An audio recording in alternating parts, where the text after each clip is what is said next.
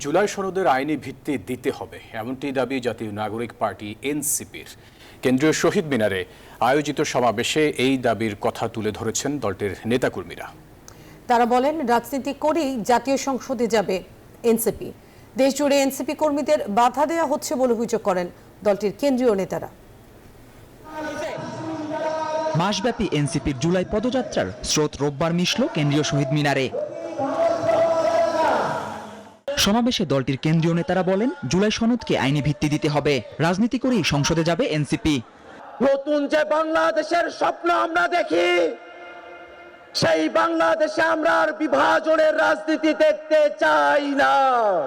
খ্রিস্টান, বিহারি, চাকমা, সাঁওতাল, আমরা কারো মধ্যে কোনো পার্থক্য করতে চাই না। এই শহীদ মিনার থেকে আমরা গণভবনে গিয়েছিলাম, সারা বাংলাদেশের কর্মসূচির মধ্য দিয়ে এই শহীদ মিনার থেকে ইনশাআল্লাহ আমরা পার্লামেন্টে গিয়ে সরকার গঠন করব।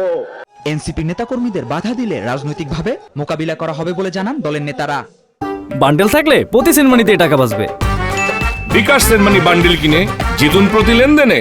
আমরা দীপ্ত কণ্ঠে বলতে চাই, টেকনাফ থেকে তেঁতুলিয়া, রূপসা থেকে পাথুরিয়া, এনসিপির একটা নেতা কর্মীর দিকে যদি কেউ চোখ তুলে তাকায়, আমরা তাকে রাজনৈতিক ভাবে মোকাবেলা করব। আমরা এই অন্তর্বর্তীকালীন সরকারের কাছে মৌলিক সংস্কারের নিশ্চয়তা চাইতে এসেছি।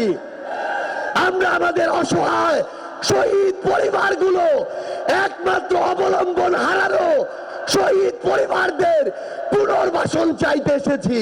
সমাবেশে জাতীয় নাগরিক পার্টি এনসিপির নতুন বাংলাদেশের ইশতেহার ঘোষণা করা হয়। জুবায়ের রাজিন, নিউজ 24, ঢাকা।